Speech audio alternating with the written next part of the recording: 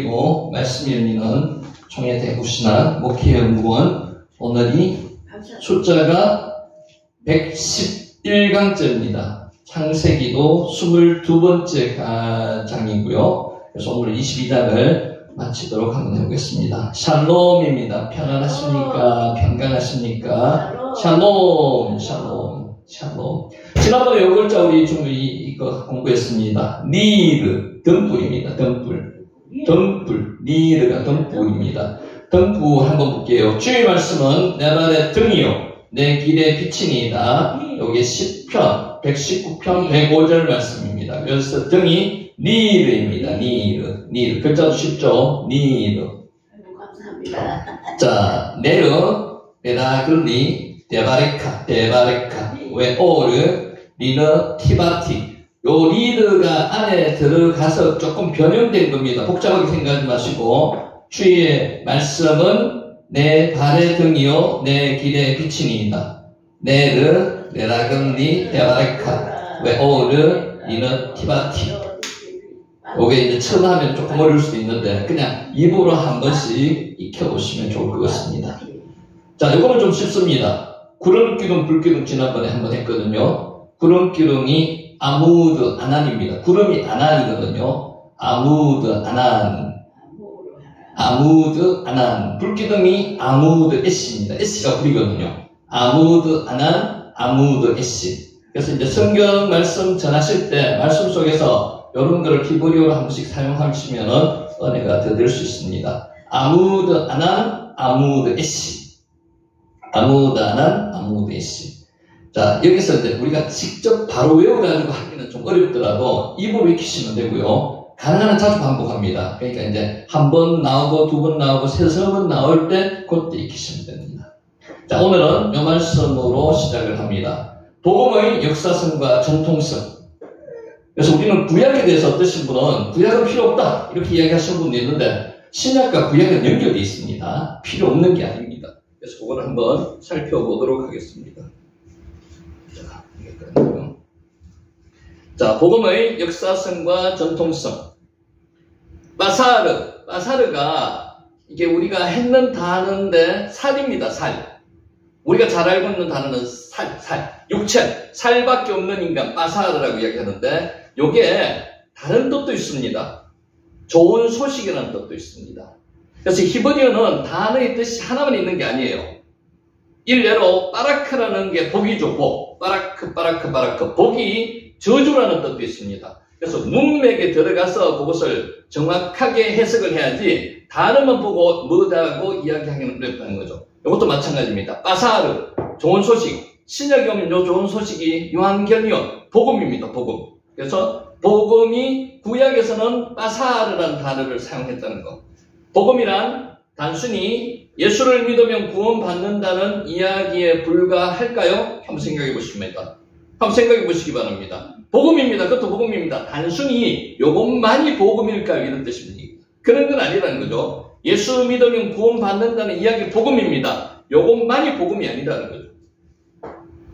빠사르 지금 하고 있습니다. 좋은 소식 아니면 그 이상으로 하나님께서 창조로부터 시작해서 아브라함과 모세와 다윗을 거쳐서 예수님에 이르기까지 이어져 온 하나님의 구체적이고 역사적인 계획을 담고 있는 걸까요? 물어봅니다. 예, 그렇습니다. 복음은 단순한 게 아니라는 거죠.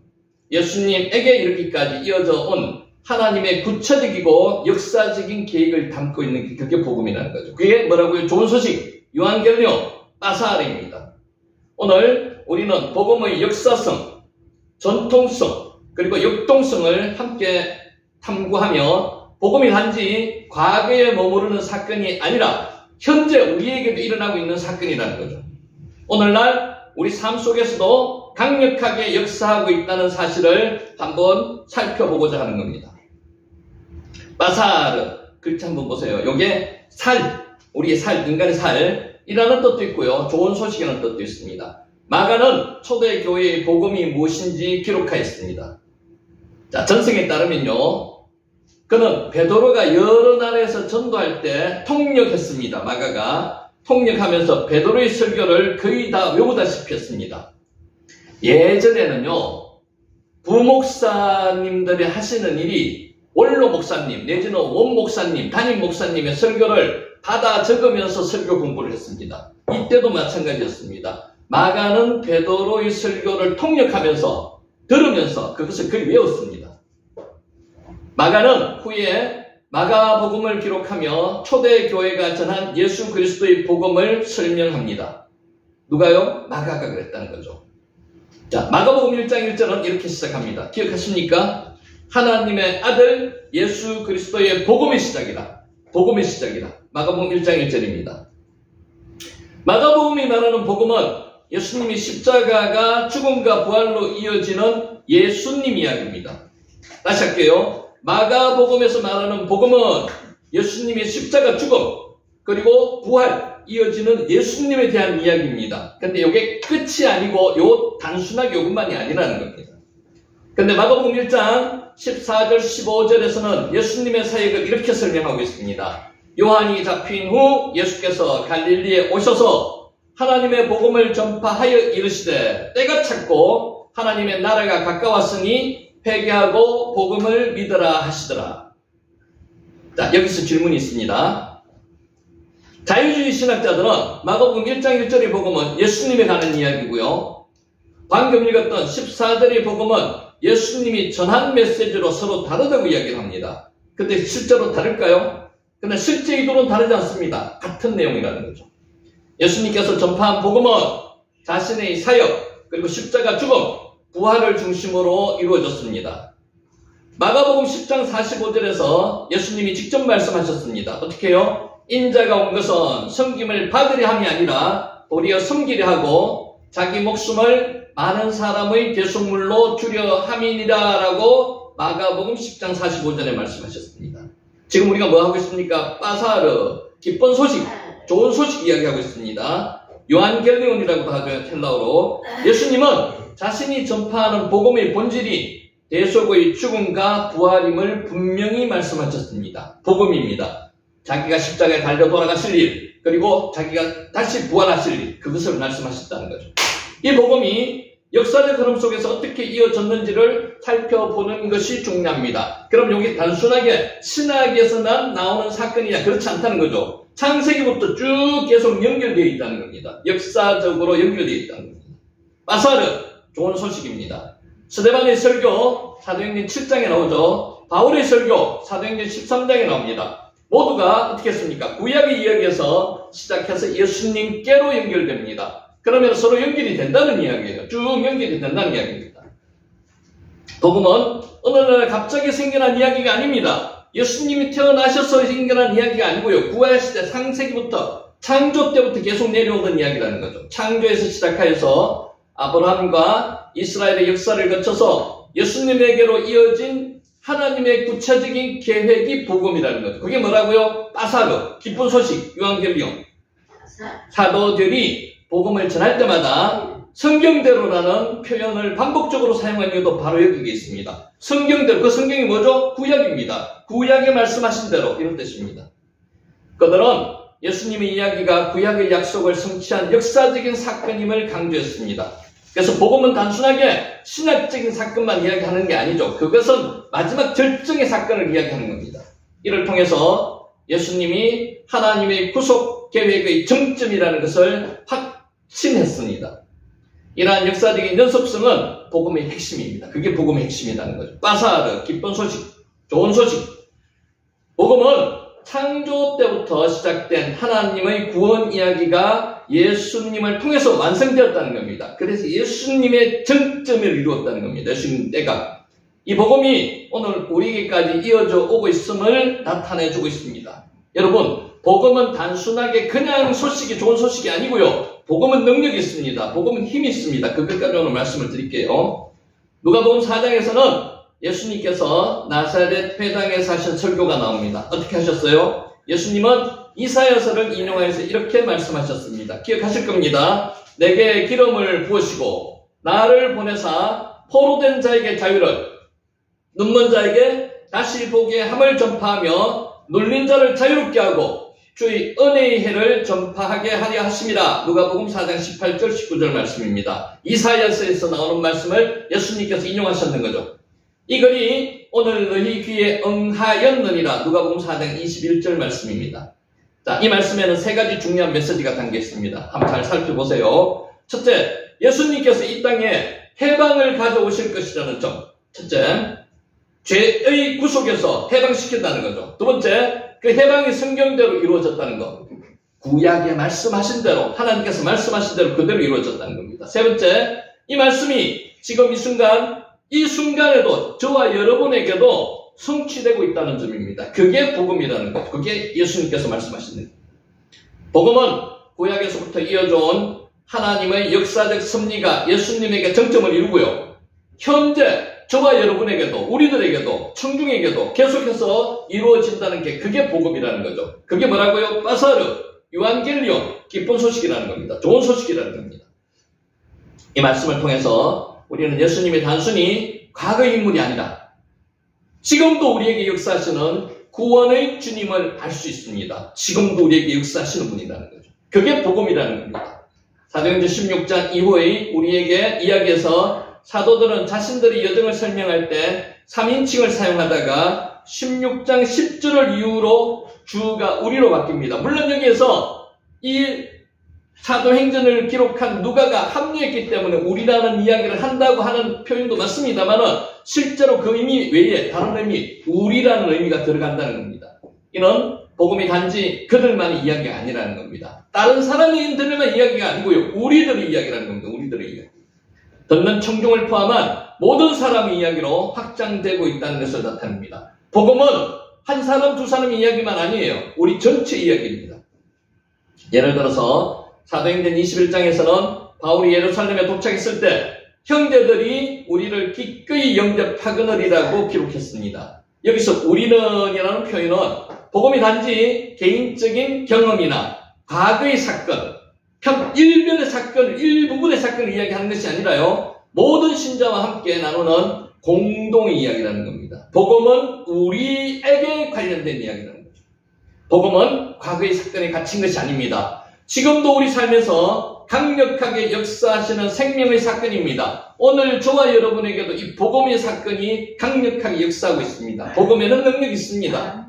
사도들은 이 사실을 확신했고요. 복음의 능력이 자신들의 공동체 안에서 이어진다는 사실에 대해서 거룩한 자부심을 가졌다는 것입니다. 그들은 그 믿음으로 바탕으로 자신의 생명을 걸고 복음을 전파했습니다. 우리가 복음을 깨달으면 우리 생명까지도 바칠 수 있다는 겁니다.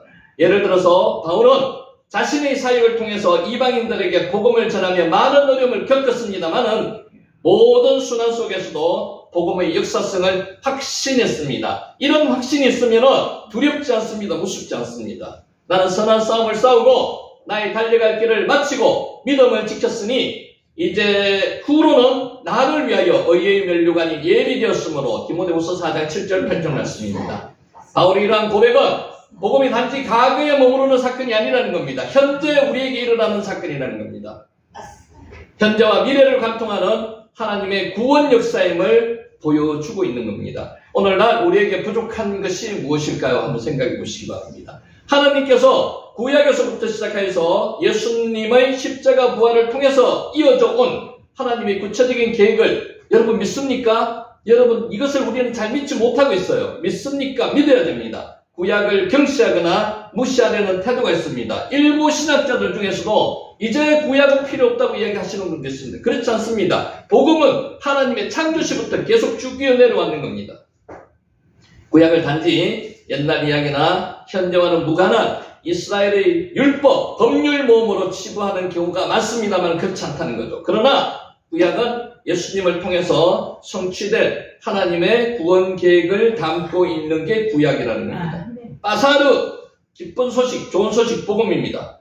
또한 복음이 지금도 우리의 삶의 현장에서 역사하고 있습니다. 복음은 능력이 있다고 그랬죠. 복음은 사람을 변화시키기도 하고요. 복음은 사람에게 희망을 주기도 하고요. 복음은 구원의 역사가 있습니다. 복음에는 치유의 역사가 있습니다. 그게 복음이라는 거죠. 우리는 복음을 부끄러워하면 안 됩니다.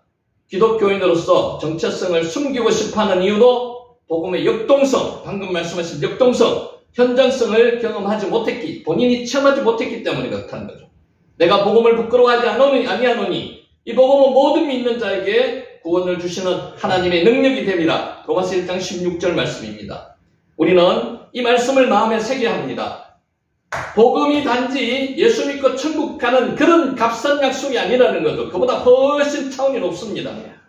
우리 삶을 변화시키고요. 우리를 통해서 하나님 나라를 이루어가는 능력을 믿어야 한다는 겁니다. 그렇다는 겁니다. 능력이라는 겁니다. 복음은 우리 삶 속에서도 강력하게 역사하고 있습니다. 지금도 오늘 저와 여러분에게 복음이 역사하고 있는 거죠. 우리를 부르시는 하나님의 초대입니다. 아멘. 우리는 그 복음의 역사성과 역동성을 다시 한번 확신해야 됩니다. 지금 우리에게 필요한 거죠. 우리의 공동체와 삶의 현장에서 복음을 우리 스스로가 경험했는 것을 전파해야 된다는 겁니다. 자, 현대 그리스도인들에게 주는 교훈에 대해서 세 가지만 살펴보겠습니다. 뭐 하고 있습니까? 지금 빠사로 좋은 소식, 복음에 대해서 이야기하고 있습니다. 복음의 역사성을 기억하고 전통이 쭉 내려왔다는 거죠. 신학에만 있었다는 거 아닙니다. 구약을 깊이 탐구하는 계기가 되시기를 바랍니다. 구약이 그만큼 중요하다는 겁니다. 복음은 창조 때부터 예수님이 이르기까지 하나님의 구체적인 구속의 역사입니다. 3장 15절, 창세기 3장 15절, 뭡니까? 원시복음입니다. 하나님께서는 인간이 범죄한 그때부터 벌써 예수 그리스도께서 이 땅에 오셔서 십자가에 우리 죄를 위해서 못 박혀 돌아가실 것을 미리 예언하셨습니다. 구약의 성경은 복음의 뿌리와 같습니다. 구약이 없이 신약이 있을 수가 없다는 거죠. 두 개가 따로 떨어져 있는 게 아니고요. 같이 연계되어 있다는 거예요. 이를 통해서 우리는 하나님의 계획이 얼마나 긴 시간에 걸쳐서 준비되었는가를 알 수 있습니다. 하나님은 순간순간에 통해서 그 말씀을 하셨는 게 아니고요. 다 하나님의 전체 섭리 속에서 말씀을 하고 계시는 겁니다. 그러므로 구약을 경시하지 말고요. 구약 속에서 하나님의 구원 역사를 깊이 탐구해야만 합니다. 창세기도 중요하고요. 구약에 있는 거 다가 중요하고요. 그렇다고 신약이 중요하니까 다 중요합니다. 성경 66권이 다 중요하다는 거죠. 자, 복음의 역동성을 체험하시기 바랍니다. 이것을 체험했는 사람은요, 두려움이 없습니다. 목숨까지도 내놓을 수 있다는 거죠. 복음은 단지 과거의 사건이 아닙니다. 오늘날 우리 삶 속에서도 지금도 역사하고 있습니다. 예수님이 복음이 우리 삶과 공동체에서 어떻게 역사하고 있는지 구체적으로 찾아보고 체험해 보시기 바랍니다. 이 체험이 있는 사람은 하나님을 배반하지 않습니다. 이 체험이 있는 사람은 교회도 떠나지 않습니다. 이 체험이 있는 사람은 여러 사람을 구원의 길로 인도하는 사람입니다. 하나님께서 지금도 우리 가운데 역사하신다는 사실을 믿고요. 그 역사에 참여하는 삶을 살아가야만 한다는 것입니다. 세 번째, 복음을 부끄러워하지 말고 자랑하십시오. 이런 체험이 있는 사람이 복음을 부끄러워하겠습니까? 부끄러워하지 않습니다. 당당하게 이야기할 수 있습니다. 자랑할 수 있습니다. 우리는 이 능력을 자랑스럽게 여겨야 합니다. 세상 속에서 기독교인으로서의 정체성을 숨기지 말아야 합니다. 떳떳해야 합니다. 복음의 능력이 우리 삶 속에서 역사한다는 것을 확신해야 한다는 것이고요. 그 복음을 세상에 널리 전파하는 사명 감당하는 저와 여러분이 되시기를 예수님의 이름으로 축원하면서 오늘 강의를 시작합니다. 아멘. 자, 22장 오늘 마칠 겁니다. 그래서 22장 앞에 있는 11절 복습하겠습니다. 여호와의 사자가 하늘에서부터 그를 불러 이르시되 아브라함아 하시는지라. 아브라함이 이르되 내가 여기 있나이다. 이제 이건 아시죠? 내가 여기 있나이다가 뭐죠? 힌내니 내가 여기 있나이다. 영적 민감성이 있는 사람만이 대답할 수 있는 내용입니다. 힌내니, 여러분이 하나님께서 부르시면은 힌내니라고 대답하시면서 주여 말씀만 하옵소서, 이렇게 하셔야 된다는 거죠. 자, 내 손을 대지 말라. 사자가 이르되 그 아이에게 내 손을 대지도 말라. 털끝 하나 건드리지 말라는 겁니다. 알 티슈라흐 야데카, 네 손을 내밀지도 말라는 겁니다. 손 대지 말라는 겁니다. 내가 내 아들 내 독자까지도 내게 아끼지 아니하였으니, 하나님은 모든 것보다도 하나님을 사랑하시는 자를 사랑하십니다. 독자까지도, 이 세상에서 가장 사랑하는 아브라함이 그 이삭까지도 내게 아끼지 아니하였다는 겁니다. 아타 외로 하사크타, 아끼지 않았고 조금도 자제하지 않았다는 겁니다. 하나님께 바치기를 조금도 자제하지 않았다는 거죠. 하사크가 자제하지 않은 것입니다. 하사크. 자, 이제야 내가 하나님을 경외하는 줄 아느라. 여러분 그거 아십니까? 야레 하시는 분한테, 하나님을 야레하시는 분한테 여호와 이레의 축복이 있습니다. 야레가 뭐죠? 하나님을 경외하는 자. 하나님을 경외하는 자께서 하나님은 어떤 축복을 주신다고요? 여호와 이레의 축복을 주신다고요. 여호와 이레가 뭡니까? 여호와께서 그가 준비하신다. 그게 여호와 이레입니다. 여호와 이레의 축복은 아무한테도 주는 게 아닙니다. 하나님께서는 여호와 이레의 축복을 미리 다 예비해 놓으셨습니다. 그것을 받을 수 있는 사람은요, 발견할 수 있는 사람입니다. 본인의 영적 각성이 있는 사람만이 발견할 수 있는 거예요. 어떤 사람? 야레하는 사람, 경외하는 사람이 여호와 이레의 축복을 받을 수 있다는 거죠. 내가 이제야 내가 하나님을 경외하는 줄 아느냐. 키, 아타, 야다티. 이제야 알았다는 거죠. 하나님께서 모르셨습니까? 마지막 시험에서 최종적으로 확인하셨다는 거예요. 12절 사자가 이르되 그 아이에게 내 손을 대지 말라. 그에게 아무 일도 하지 말라. 내가 내 아들 내 독자까지도 내게 아끼지 아니하였으니 내가 이제야 내가 하나님을 경외하는 줄 알아. 경외가 뭐라고 그랬죠? 야레. 야레는요 무서워만 하는 게 아닙니다. 우리 옛날에 우리 아버지 생각하시면 됩니다. 아버지가 옛날에 두려운 존재였습니다. 근데 무섭더라도 가까이 가지 못할 대상은 아니죠. 하나님도 마찬가지입니다. 두려워하되 가까이 다가가서 기도하고 이야기할 수 있는 대상, 그 대상이 하나님이시라는 거죠. 야레가 그런 뜻입니다. 야레, 두려워하다. 야레, 알티라, 우리 자주 했는 거 있죠. 두려워하지 말라. 그게 야레가 들어가 있습니다. 자, 13절 아브라함이 눈을 들어 살펴본즉 한 수장이 뒤에 있는데 뿔이 수풀에 걸려있는지라. 아브라함이 가서 그 수장을 가져다가 아들을 대신하여 번제로 드렸더라.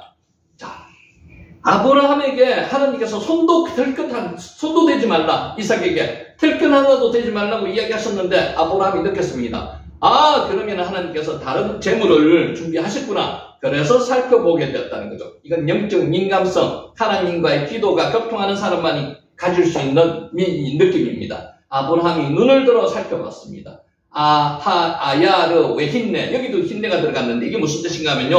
그리고 그는 보았다. 우와, 있는 거예요. 번제할 양이 있는 거예요. 그거를 이야기한 겁니다. 와, 야르 왜 힌네. 그런고 그는 보았다. 그런데 보라, 양이 있어요. 양이. 번제할 양이 있어요. 이삭을 바치지 않아도 된다는 겁니다. 얼마나 감격했겠습니까? 보라는 것입니다. 상상조차 못할 너무나 놀랍고 놀라운 일이 지금 나타났다는 겁니다. 그게 힌내입니다. 힌내. 뭐가 있다고요? 수장이.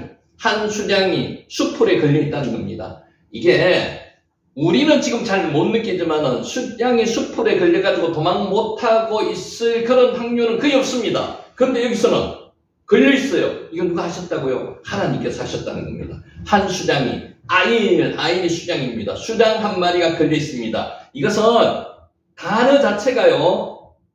이삭이 아버지에게 올라가면서 묻습니다. 아버지, 땔감과 나무와 불은 있는데 번제할 양이 어디 있습니까? 물어봤습니다. 7절에 물어봤습니다. 그래서 아버지가 뭐라 그랬었는가 하면은 그 제물은 하나님이 자기를 위하여 친히 준비하시리라 그렇게 말씀하셨습니다. 그게 무슨 단어인가 하면요. 엘로힘 이르에 로입니다. 요 엘로힘 이르에 로의 첫 글자만 딱 떠가지고 했는 게 아인입니다. 아인이라는 단어 자체가 그냥 나왔는 게 아니고 한 수장이 나왔는 게 요 단어에서 나왔다는 거죠. 단어의 첫 글자를 한자씩 떼어서 만든 글자가 아인입니다.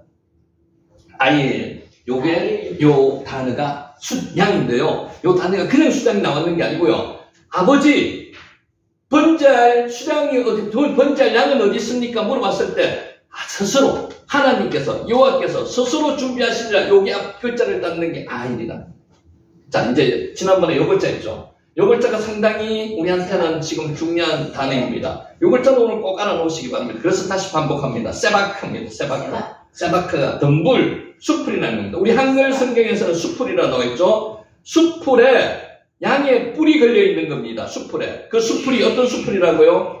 이 모리아 산이라고 합시다. 모리아 땅에 있는 한 산인데 그 모리아 땅에 있는 한 산에 올라갈 때 군데군데 아마 덤불 수풀이 있었을 겁니다. 그 수풀이 길도 없는 산에 올라갈 때 얼마나 올라가는데 방해물이었겠습니까? 그런데 그 방해물이 어떤 걸로 변했습니까? 여호와 이레의 축복의 도구로 변했다는 거죠.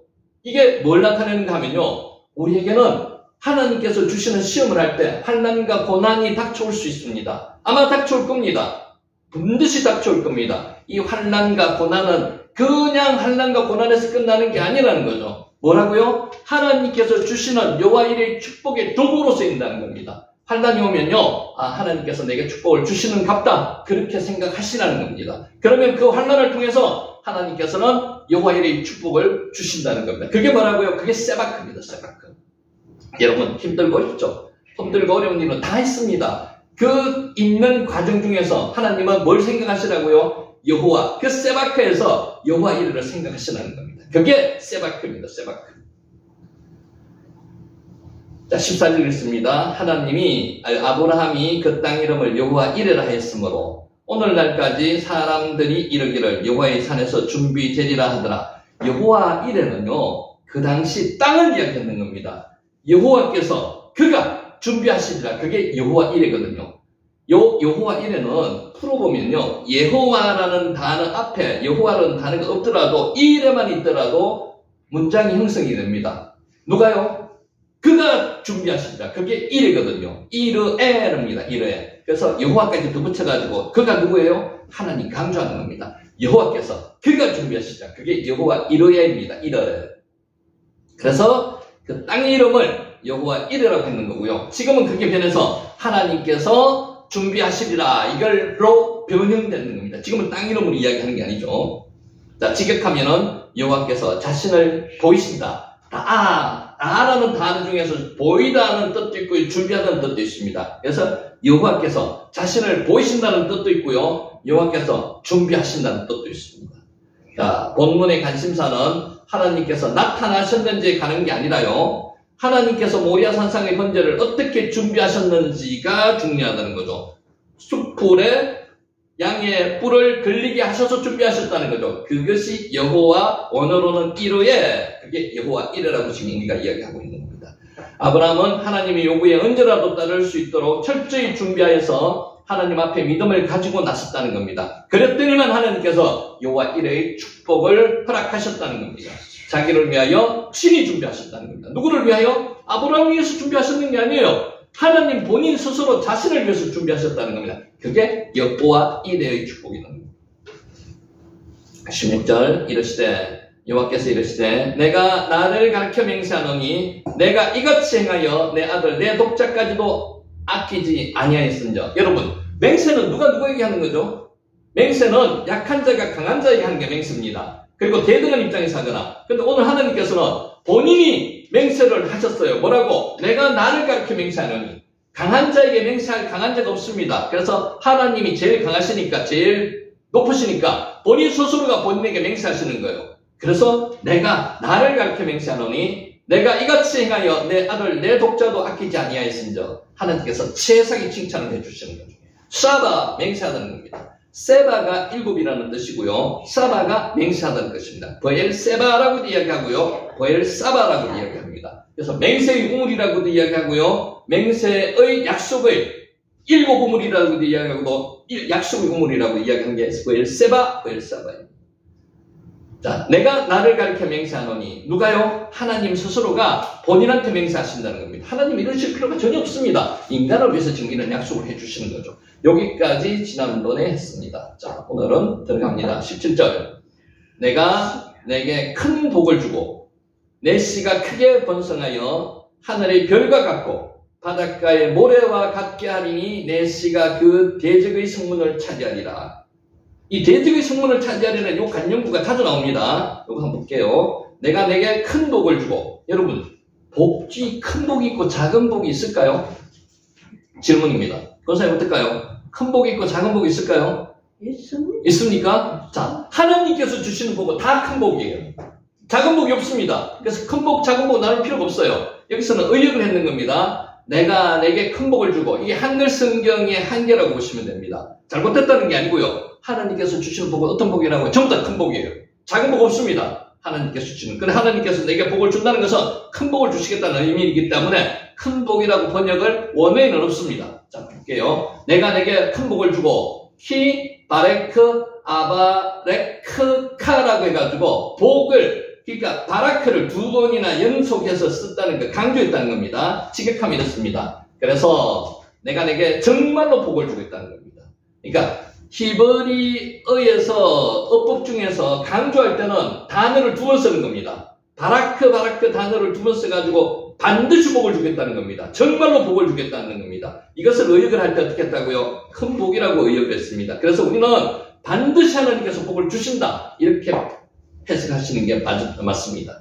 자, 본문에서 축복하다는 뜻이 바라크입니다. 이거는 이제 우리가 잊지 마시기 바랍니다. 바라크라고 그랬죠. 바라크가 강조형으로 사용되었습니다. 그리고 위완료형으로 강조형, 위완료형 두 개로 사용돼서 연속적으로 사용되어 아브라함을 반드시 복을 주시겠다는 하나님의 강력한 의지. 그래서 해석을 하면은 위에 읽었듯이 정말로 복을 주겠다, 반드시 복을 주겠다, 이렇게 해석하시는 게 원만한 해석입니다.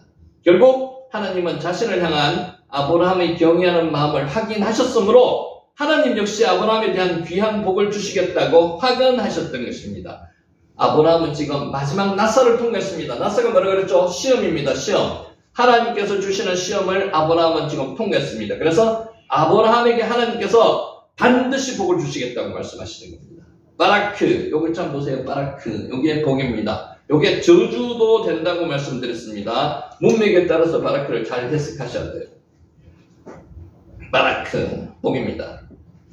자, 17절 다시 읽습니다. 내가 내게 큰 복을 주고, 원래 해석은, 원래 단어를 한글 성경에서는 큰 복이라고 했는데 반드시 복을 주고, 이런 뜻으로 해석하시는 게 좋습니다. 내 씨가 크게 번성하여 하늘의 별과 같고 바닷가의 모래와 같게 하리니 내 씨가 그 대적의 성문을 차지하리라. 내게 큰 복을 주고, 한글 성경은 본문을 지나치게 의역했습니다. 그래서 큰 복이라고 번역했다는 거죠. 앞에 설명드렸습니다. 그래서 영영본 중에서 LB가 비슷하게 믿을 수 없는 복이라고 incredible blessing이라고 해석을 하기도 했습니다. 이것은 그런 것보다는 반드시 복을 주고 정말로 복을 주고 이런 뜻으로 해석하시는 게 좋습니다.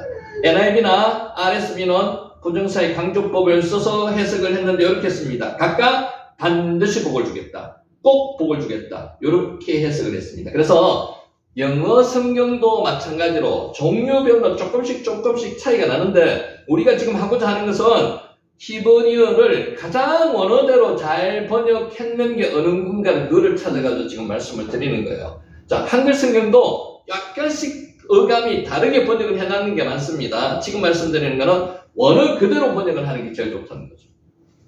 하나님이 주시는 복은 좀 전에도 말씀드렸듯이 큰 복, 작은 복 따로 구별하지 않습니다. 어떤 복이라고요? 하나님께서 주시는 복은 전부 큰 복입니다. 전부 큰 복.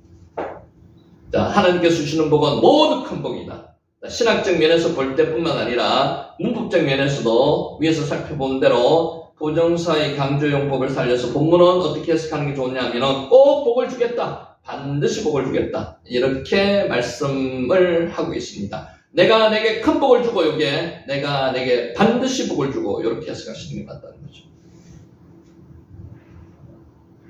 자, 크게 번성하여. 이것도 마찬가지 똑같은 이야기입니다. 크게 번성하여. 왜? 하룻바 아룻배. 라바가 넘치다는 뜻이거든요. 이게 어디서 나왔는가 하면은 물이 흘러서 넘치는 걸 라바라고 합니다. 라바. 그러니까 우리에게 은혜가 넘치가여 주소서 하는 게 그게 뜻이 라바에서 나왔는 거예요. 라바. 자, 원문을 충실하게 번역하면은 여기도 마찬가지. 라바가 두 번 반복됐거든요. 왜? 하룻바 아룻배. 내가 정말로 많아지게 하겠다, 반드시 많아지게 하겠다, 이런 뜻이라는 거죠. 크다, 많아지다, 증가하다 뜻이 라바입니다. 흘러넘치다. 부정사 절대형 앞에하고 똑같습니다. 하룻바, 미완료형 아룻배 각각 사용되어서 반복해서 정말로 많아지게 하겠다, 반드시 많아지게 하겠다, 이런 뜻입니다. 하나님은 자신이 가장 사랑하는 아들까지도, 유일한 아들, 가장 사랑하는 아들, 독자 이삭을 바친 아브라함을 이야기하는 겁니다. 아들까지도 바치려고 했던 아브라함과 그 후손들에게 놀라운 번식 능력을 허락하심으로써 헤아릴 수 없이 많은 자손으로 불어나게 하신다는 약속을 지금 하고 있습니다. 하늘의 별과 같이 많게 하고요, 바다의 모래같이 많게 하고요, 어마무사시하게 많게 크게 하겠다는 겁니다. 자, 라바가 무슨 뜻이라고요? 라바, 증가하다는 뜻도 있고요, 넘치다는 뜻이 있습니다. 원래는 넘치다는 뜻입니다. 물이 흘러 넘치는 건 라바라고 이야기합니다.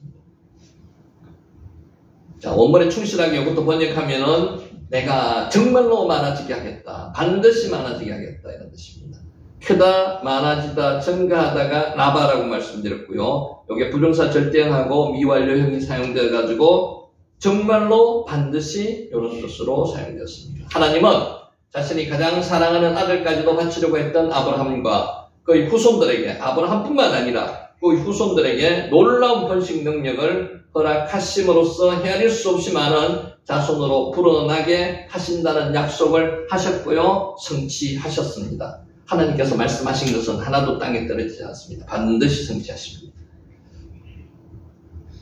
자, 하나님께서는 본문과 본문 바로 앞절, 그 구절을 통해서 정말로 번성하게 하겠다. 정말로 너를 복주겠다. 반드시 번성하게 하겠다. 반드시 복주겠다. 이는 모두 부정사에 이어진 미완료형이 쓰인 부정사형의 부정사의 강조용법이라고 말씀을 드렸습니다. 하나님은 온전히 신실하신 분이시므로 이렇게까지 굳이 약속하지 않더라도 됐습니다. 근데 맹세하지 않더라도 되는 거죠. 그래도 맹세하고 약속한다는 것을 인간에게 나타내 보여주시는 거죠. 하나님께서 이렇게 강조용법을 반복하시면서 사용하신 것은 아브라함의 순종을 어떻게 해요? 기쁘게 여기시기 때문에 우리의 순종도 하나님께서 기쁘게 받아주신 줄 믿으시기 바랍니다. 순종하면 하나님께서는 여호와의 일의 은혜를 베푸신다는 겁니다. 순종하는 자에게만 여호와의 일의 은혜가 보여진다는 거고 열려진다는 겁니다.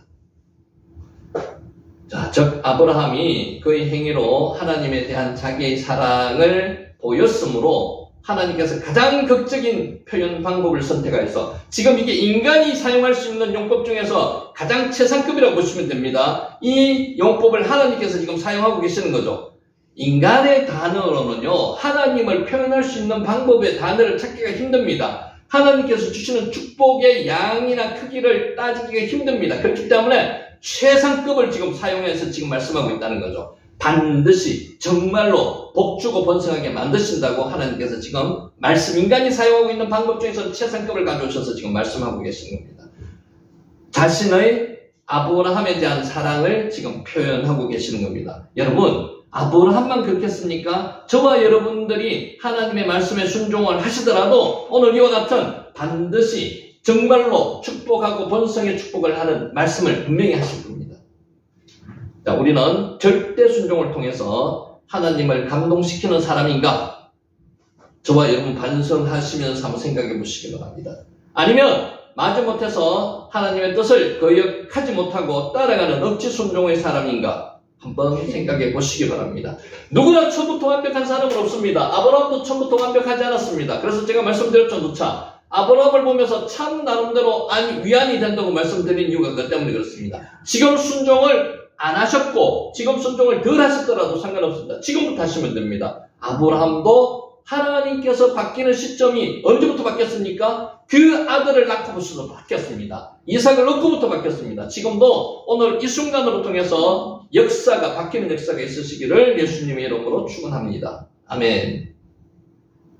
자, 요 중요하다 그랬죠. 내 씨가 그 대적의 성문을 차지하니라. 왜? 이라시 자르아카 에트 샤르 오예 바이우. 씨라고 했는 게 자라입니다. 제라. 씨가 자주 나옵니다. 씨가 창세기부터 계속 씨가 나와요. 파종하다는 뜻이 있습니다. 자라에서 유래해서 식물의 종자라는 의미도 있습니다. 인간에게 쓰이면 후손이라는 뜻도 있습니다. 단어가 사람에게 적용됐을 때는 후손, descendant. 또 본문에서 아브라함을 통해서 이루어질 후손이라는 뜻도 있습니다. 이게 뭐라고요? 제라입니다. 제라. 고대의 규모를 갖춘 성읍들은 견고한 성벽으로 둘러쳐져 있고 성문이 있었기 때문에 함락이 어렵습니다. 함부로 침략하기가 어렵습니다. 그 대표적인 성이 어떤 성이었어요? 여리고성. 이중성벽으로 되어 있었습니다. 인간의 힘으로는 함락 불가능한 성입니다. 난공불락의 성이라 그러죠. 그 성은 하나님께서 멸망시킬 수 있도록 방법을 알려주셔야지 침략할 수 있는 겁니다. 마찬가지입니다. 옛날 성은 그만큼 침략하기 어려운 성으로 만들어 놓았습니다. 자, 야라시가 취하다. 샤르가 성문입니다. 성문을 취하는 것은 청전체를 취하는 겁니다. 그래서 아까 그런 표현이 나왔다는 거죠. 성문. 오예브가 적입니다. 적. 자, 그래서 다시 읽습니다. 내씨는 누구예요? 아브라함의 후손이 씨가 후손이라고 그랬죠. 아까는 사람으로 말하면 그 대적의 성문을 차지한다는, 성문을 차지한다는 것은 그 성을 차지하게 되는 것입니다. 성문은 성읍을 출입하는 사람들을 통제하는 기능을 가지고 있는 것이 성문입니다. 성읍 사람들의 회합장소, 재판장소, 시장도 여기서 썼습니다. 그래서 성문은 성 전체를 대표하는 장소입니다. 성문에서 재판도 열렸고요. 성문에서 시장장도 썼고요. 성문에 사람들이 모여서 회의도 했습니다. 그래서 성문은 그 성의 제일 중요한 자리, 사람들이 모인 자리, 그래서 성문을 차지한다는 것은 그 성을 다 차지한다. 그런 뜻으로 해석을 합니다. 결국 아브라함 후손이 그 대적의 문을 얻는다는 표현의 의미는 아브라함 후손이 대적의 성 전체를 차지하게 되리라는 겁니다. 어떤 대상을, 그 대상의 한 부분이나 특징을 가지고 표현하는 것을 제휴법이라고 하는데 오늘 이 제휴법이 여기서 사용되었다는 거죠. 바로 본문에서는 제휴법을 사용해서 성문으로 성 전체를 나타내었다는 겁니다. 처럼 성경은 그 내용에 있어서 정황무하고요, 계시된 하나님의 말씀일 뿐만 아니라 그 표현에 있어서 아름다운 수사적인 비교들도 사용하고 있다는 겁니다. 그러니까 예술로 말하면 우리 하나님의 말씀은 종합예술입니다. 전체 다를 여기 안에 다 집어넣는 거라고 보시면 되는 거죠. 자, 여기까지 하고 10분간 쉬었다가 두 번째 시간 하도록 하겠습니다. 10분간 쉬겠습니다.